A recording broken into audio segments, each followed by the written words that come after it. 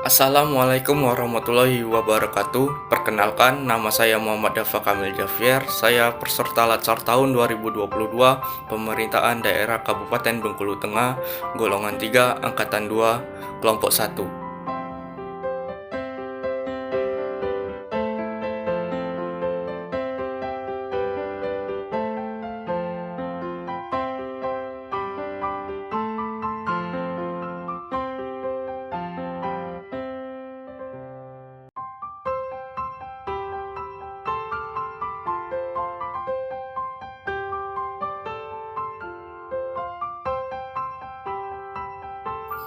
Baiklah, saya akan menjelaskan secara singkat, yaitu agenda 4, habituasi dan aktualisasi. Metode pembelajarannya adalah asinkronus. Metode ini yaitu metode pembelajaran secara tidak langsung atau belajar mandiri. Selanjutnya saya akan menjelaskan habituasi, yaitu proses pembiasaan pada atau dengan sesuatu, penyesuaian supaya menjadi terbiasa, melakukan sesuatu yang bersifat intrinsik pada lingkungan kerjanya. Yang kedua, penciptaan situasi dan kondisi tertentu untuk membiasakan diri berperilaku sehingga terbentuk karakter diri melalui proses internalisasi. Pengertian aktualisasi. Pengertian aktualisasi adalah menerjemahkan teori dalam praktek, mengubah konsep menjadi konstruk, menjadikan gagasan sebagai kegiatan. Aktualisasi.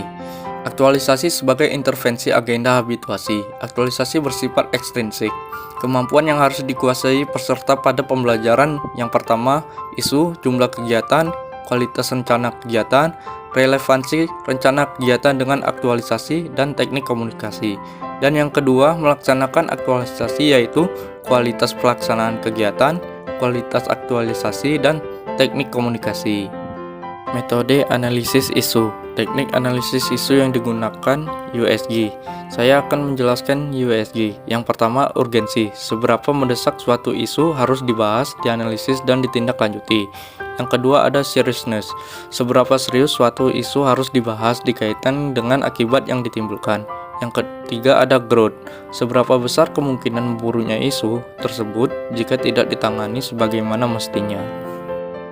Merumuskan isu. Rumusan isu ada 3. Yang pertama, pernyataan mengenai suatu isu yang ditulis secara singkat dan jelas, dan yang kedua memuat fokus, dan yang ketiga memuat lokus. Konsepsi kegiatan. Konsepsi kegiatan ada 5. Yang pertama, kegiatan adalah gagasan aktivitas kreatif yang diusulkan peserta, dan yang kedua, pemecahan isu dapat dilakukan dalam beberapa kegiatan. Yang ketiga, kegiatan diurai dalam tahapan kegiatan yang terukur untuk menghasilkan output. Dan yang keempat, sumber kegiatan dapat bersumber dari SKP, penugasan pimpinan, atau inisiatif dengan persetujuan mentor. Dan yang kelima, sumber-sumber kegiatan tersebut berada dalam posisi atau derajat yang sama. Aktualisasi di tempat kerja. Yang pertama, melakukan pendalaman terhadap core isu yang dipilih, dukungan konsep pokok mata diklat. Yang kedua, melakukan penerapan terhadap usulan-usulan inisiatif baik berupa pikiran konseptual dan proses dan kualitas mengelola dan menjalankan inisiatif. Yang ketiga, melakukan analisis terhadap 1. Dampak hasil inisiatif, 2. Dampak yang terjadi pada level individu, 3. Menjaga keberlangsungan inisiatif. Laporan aktualisasi. Muatan laporan aktualisasi adalah deskripsi core isu yang terjadi dan strategi pemecahannya.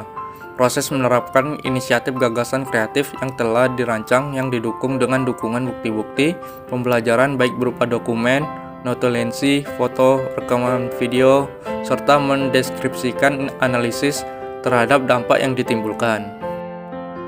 Presentasi pelaksanaan aktualisasi. Yang pertama, argumentasi terhadap core isu yang dipilih yang didukung konsep pokok mata pelatihan dan penetapan inisiatif pemecahan core isu yang dipilih baik berupa pikiran konseptual atau aktivitas-aktivitas dalam rangka memecahkan core isu tersebut.